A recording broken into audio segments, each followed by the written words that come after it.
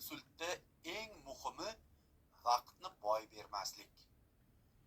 Insultga uchragan bemor qo'li harakatda suslashib qoladi, gapirishga qiynaladi, yuzi qiyshayadi, yurishni unutib qo'yadi.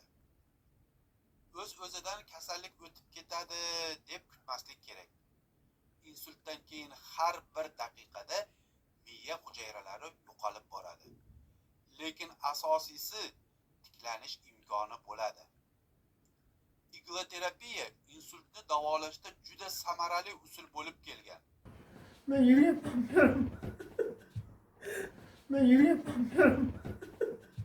Aynan shu usul miya qon aylanishini yaxshilaydi, qo'l va oyoq harakatini tiklaydi, nutqni qayta tiklashga yordam beradi, uvishish va karaxtlikni kamaytiradi, reabilitatsiyani tezlashtiradi. 5 gün davolandingiz bu yerda. 8 gün. 8 gün. Ha.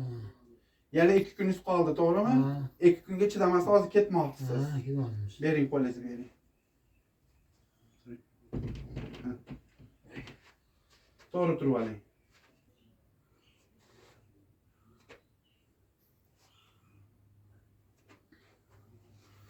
Ha, shoshilmasdan. Sizdami birinchi kuni qo'lingizda ushlaganda ikkala qo'lingizni ushlasam ham yiqilib ketay degansiz. Hozir qo'lingizni ushlamasam ham o'zingiz yurishga harakat qilyapsiz.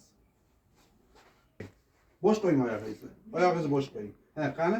Ketdik. Qo'rqmang. Ha, qo'rqmang, yuravering. Yuravering, qo'rqmang. Ha, qo'rqmang. Ha, qo'rqmasdan.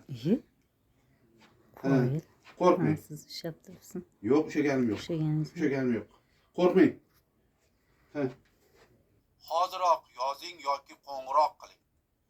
Like bosing va obuna bo'ling. Foydali ma'lumotlarni o'tkazib yubormaysiz. Sizni sog'lig'ingiz hammadan ham sizga muhim. Davolanishning imkoni bor paytida vaqtni o'tkazib